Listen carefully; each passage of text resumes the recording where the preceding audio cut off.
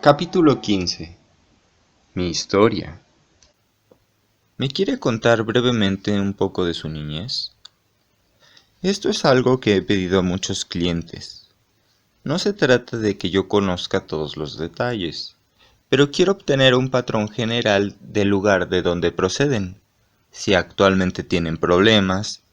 Los patrones que los crearon comenzaron desde hace mucho tiempo.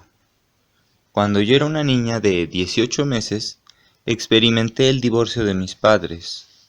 No recuerdo que eso fuera malo. Lo que sí recuerdo con horror es cuando mi madre se fue a trabajar como sirvienta doméstica, donde se quedaba a dormir y me encargó con unas personas. Dicen que lloré sin parar durante 3 semanas. Las personas que me cuidaban no pudieron con eso, y mi madre se vio obligada a recogerme y a hacer otros arreglos. Admiro la forma en que pudo salir adelante como madre soltera. Sin embargo, en aquella época lo único que me interesaba era que no estaba recibiendo toda la atención amorosa que antes tuve. Nunca he podido determinar si mi madre amó a mi padrastro o si se casó con él para proporcionarnos un hogar a nosotras, pero no fue una buena decisión. Ese hombre se crió en Europa, en un pesado hogar germánico lleno de brutalidad, y nunca aprendió otra manera. Mi madre se embarazó de mi hermana, y luego llegó la depresión de los años 1930, y nos encontramos atrapadas en un hogar de violencia. Yo tenía 5 años de edad. Para aumentar los males, más o menos en esa época, un vecino alcohólico, según recuerdo, me violó. El examen del médico aún sigue vivo en mi mente, así como el caso que se presentó en los tribunales, donde yo fui la testigo estelar. El hombre fue condenado a 15 años de prisión. En repetidas ocasiones me dijeron que todo fue por culpa mía, de modo que pasé muchos años con el temor de que cuando el hombre fuera puesto en libertad, vendría a buscarme para vengarse por haber sido yo tan terrible y haberle metido a la cárcel. Pasé la mayor parte de mi niñez soportando abusos tanto físicos como sexuales, y mucho trabajo duro. Mi autoimagen fue disminuyendo cada vez más, y había pocas cosas que resultaban bien para mí. Comencé a expresar este patrón en el mundo exterior. Cuando estuve en el 4.º año, tuve un incidente típico de lo que era mi vida. Un día celebramos una fiesta en la escuela y hubo varios pasteles que podíamos compartir. La mayoría de los niños en esa escuela, excepto yo, provenía de familias de la clase media alta. Yo vestía muy mal, lucía un corte de pelo curioso, como de tazón, botines negros y olía al ajo crudo que debía comer todos los días para alejar las lombrices. Jamás teníamos pastel. No podíamos darnos el lujo de comprarlo. Había una vecina anciana que me regalaba 10 centavos cada semana y $1 el día de mi cumpleaños y en Navidad. Los 10 centavos ingresaban al presupuesto familiar y con el dólar comprábamos mi ropa interior para el año en la tienda de baratijas. De modo que ese día había una fiesta en la escuela y había tanto pastel que, al partirlo, algunos niños que podían comer pastel casi todos los días estaban recibiendo 2 o 3 rebanadas. Cuando la maestra por fin llegó a mí, y por supuesto fui la última, ya no había pastel, ni una sola rebanada. Ahora veo con claridad que yo estaba convencida de que yo no valía nada y no merecía nada, y eso fue lo que me colocó al final de la fila para quedarme sin pastel. Era mi patrón. Ellos solo eran el reflejo de mis creencias. A la edad de 15 años ya no pude soportar el abuso sexual y huí de mi casa y de la escuela. Encontré un trabajo como mesera en una cafetería y esto me pareció mucho más fácil que el pesado trabajo que debía realizar en el patio de mi casa. Como estaba sedienta de amor y afecto, y como mi autoestima era muy poca, con gusto entregaba mi cuerpo a cualquiera que fuera amable conmigo. Poco después de cumplir los 16 años de edad, di a luz a una bebita. Consideré que sería imposible quedarme con ella. Sin embargo, pude encontrar un buen hogar para ella. Encontré a un matrimonio sin hijos que anhelaba tener un bebé. Viví en la casa de esta pareja durante los últimos 4 meses de mi embarazo y cuando ingresé al hospital, la niña nació con el apellido de ellos. En estas circunstancias nunca experimenté la alegría de la maternidad, solo la pérdida, la culpabilidad y la vergüenza. En aquella época era algo vergonzoso y debía terminarse lo más pronto posible. Solo recuerdo sus enormes dedos de los pies, extrañamente muy parecidos a los míos. Si algún día nos volvemos a ver, sabré con seguridad que es mi hija si logro verle los dedos de los pies. Inmediatamente regresé a casa y le dije a mi madre, la cual seguía siendo víctima: «Vámonos, no tienes que soportar todo esto, te voy a sacar de aquí». Y mi madre se fue conmigo, dejando a mi hermana de 10 años de edad, quien siempre había sido la consentida de papá, para que se quedara con él. Ayudé a mi madre a conseguir un trabajo como empleada doméstica en un pequeño hotel y la instalé en un departamento donde ella se sentía libre y cómoda. Consideré que mis obligaciones habían terminado. Viajé a Chicago con una amiga para una estancia de 1 mes y tardé 30 años en regresar. En aquellos días, la violencia que experimenté de niña, aunada al sentimiento de inutilidad que había desarrollado, atraían a mi vida a los hombres que me maltrataban y con frecuencia me golpeaban. Podría haber pasado el resto de mi vida censurando a los hombres, y probablemente seguiría viviendo las mismas experiencias. Sin embargo, poco a poco, a través de experiencias positivas en el trabajo, mi autoestima aumentó, y los hombres de ese tipo comenzaron a salir de mi vida. Ya no cabían dentro de mi viejo patrón, en el cual inconscientemente creía que merecía el abuso. No apruebo su comportamiento. No obstante, de no haber sido por mi patrón, ellos no habrían sentido atracción hacia mí. Hoy día, un hombre que abusa de las mujeres ni siquiera sabe que yo existo. Nuestros patrones han dejado de atraerse. Después de varios años en Chicago, realizando trabajos domésticos, tuve la suerte de convertirme en modelo de alta moda. Y sin embargo, el hecho de modelar para grandes diseñadores no ayudó mucho a mi autoestima. Solo me proporcionó más formas de encontrar faltas en mí. Me negaba a reconocer mi propia belleza. Estuve en la industria de la moda durante muchos años. Conocí y me casé con un maravilloso caballero inglés, muy educado. Viajamos por todo el mundo, conocí a la realeza e incluso cené en la Casa Blanca. Aunque era modelo y tenía un marido maravilloso, mi autoestima seguía siendo baja, hasta muchos años después, cuando comencé mi trabajo interior. Un día, después de 14 años de matrimonio, él me anunció su deseo de casarse con otra mujer. Precisamente, cuando yo empezaba a creer que las cosas buenas podían ser perdurables. Sí, quedé destrozada. Pero el tiempo pasa y seguí viviendo. Sentía que mi vida iba cambiando. Y una primavera, un numerólogo lo confirmó, al decirme que en el otoño ocurriría un pequeño acontecimiento que cambiaría mi vida. Fue tan pequeño que no lo noté hasta varios meses después. Por casualidad, asistí a una reunión en la Iglesia de la Ciencia Religiosa en la ciudad de Nueva York.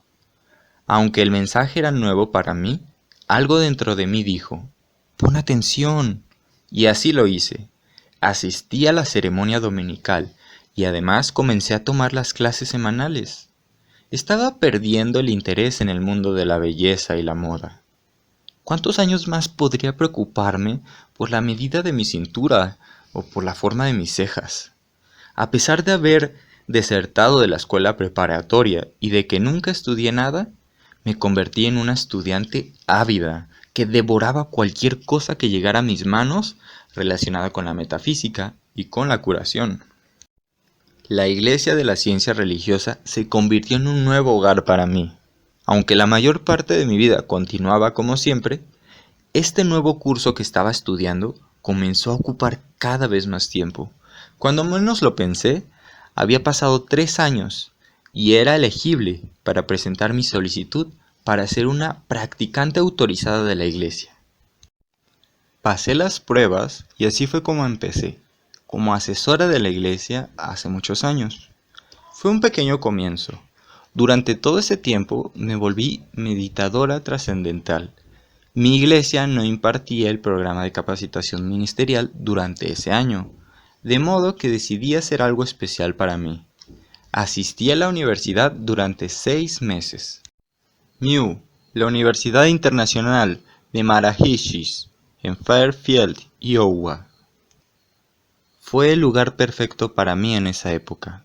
Durante el primer año, todos los lunes en la mañana, empezábamos un nuevo tema, acerca de cosas que solo habíamos escuchado, tales como biología, química e incluso la teoría de la relatividad.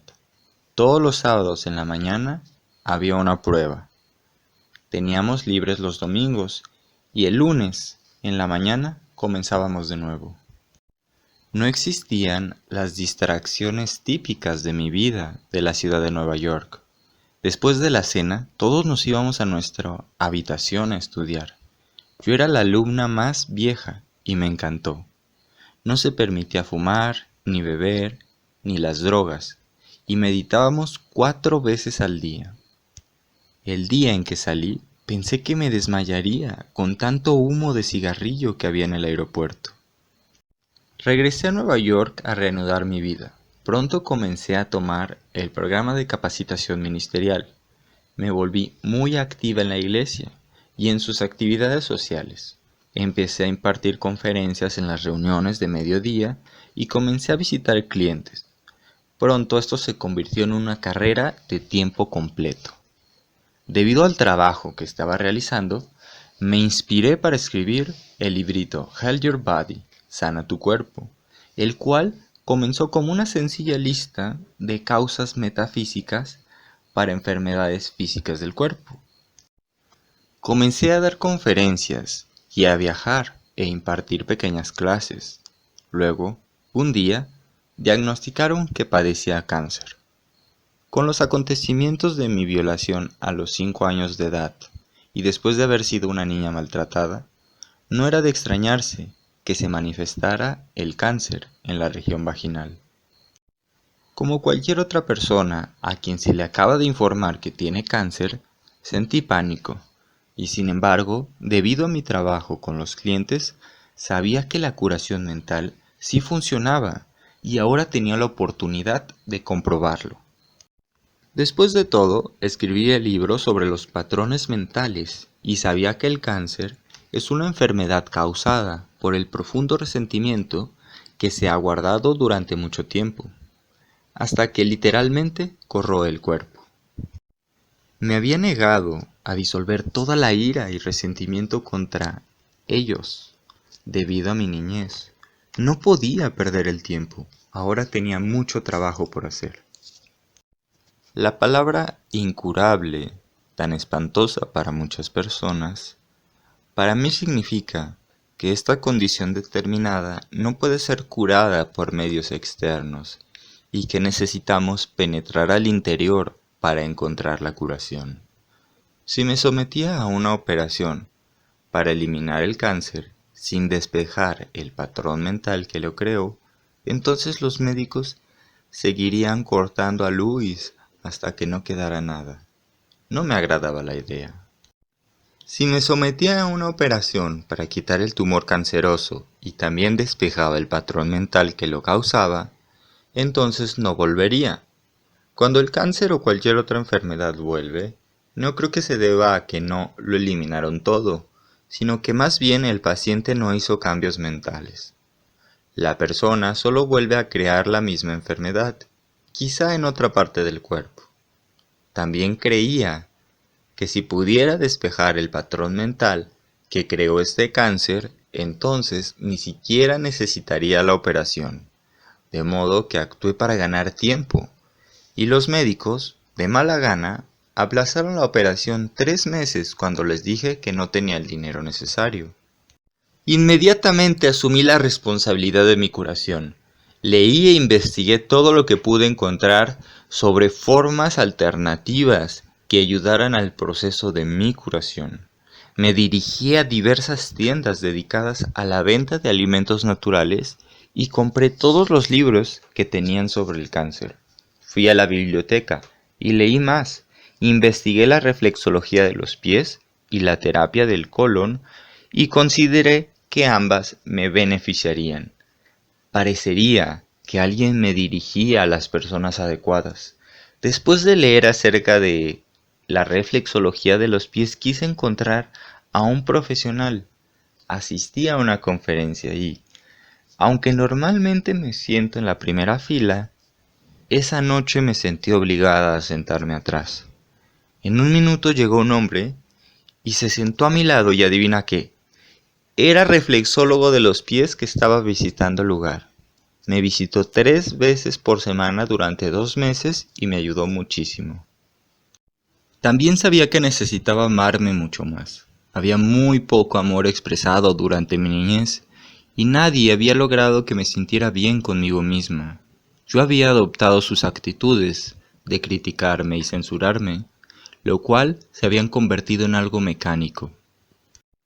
Había llegado a comprender, a través de mi trabajo, con la iglesia, que era esencial que me amara y me aprobara, y sin embargo, yo seguía aplazándolo, como esas dietas que siempre se comenzarán mañana, pero ya no podía aplazarlo. Al principio me era sumamente difícil pararme frente al espejo y decir, Luis, te amo, realmente te amo. No obstante, a medida que fui persistiendo, encontré que surgieron varias situaciones en mi vida donde en el pasado me habría censurado y ahora, debido al ejercicio frente al espejo y otros trabajos, no lo estaba haciendo. De alguna manera iba progresando. Sabía que era necesario despejar los patrones del resentimiento que había estado guardando desde la niñez. Era imperativo que yo dejara la culpabilidad.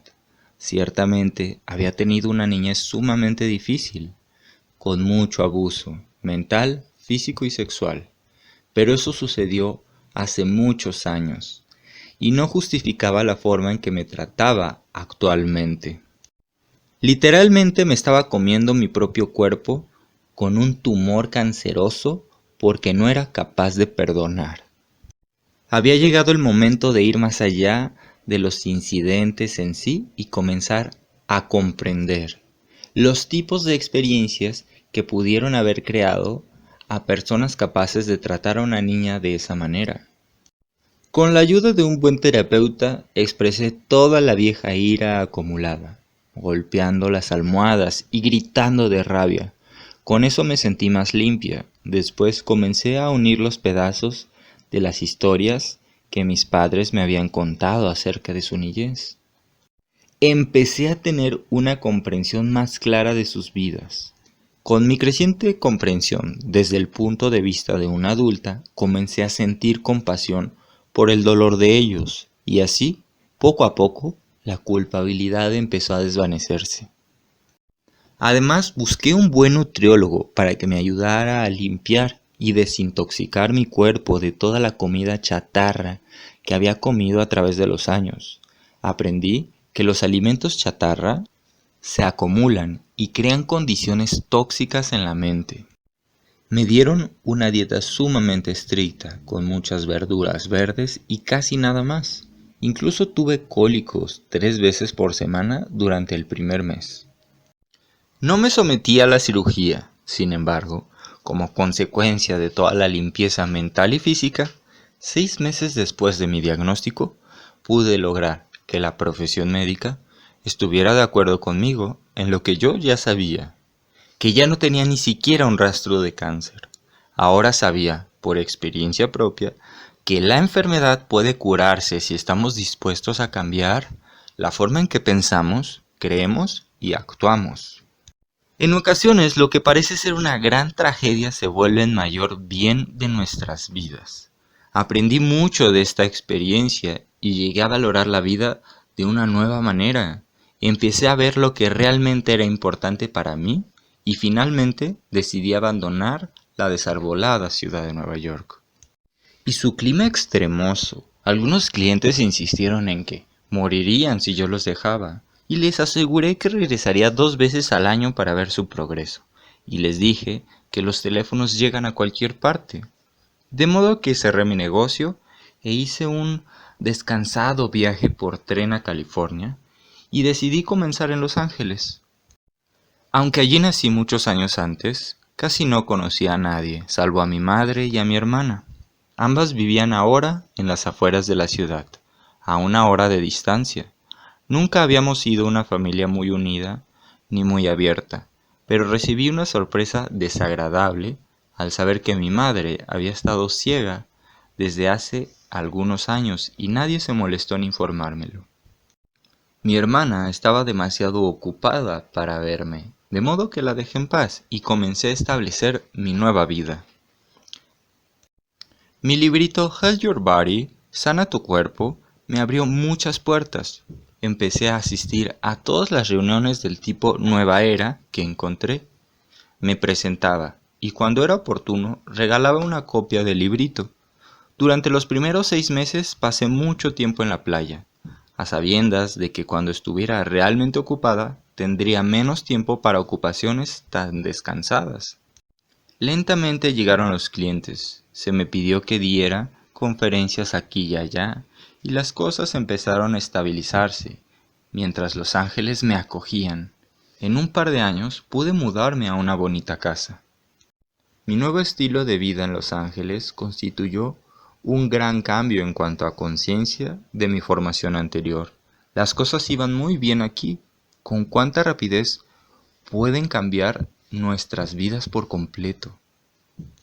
Una noche recibí una llamada telefónica de mi hermana, la primera en 2 años.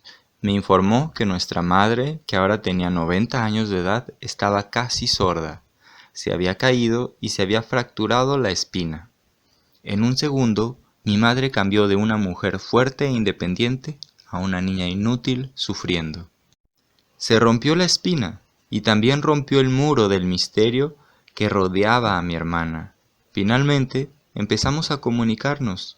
Descubrí que mi hermana también padecía de un severo problema en la espina, que le impedía sentarse y caminar, y que era sumamente doloroso. Sufría en silencio, y aunque parecía anoréxica, su esposo no sabía que estaba enferma. Después de pasar un mes en el hospital, mi madre estaba lista para volver a casa, pero de ninguna manera podía atenderse sola, de modo que se fue a vivir conmigo.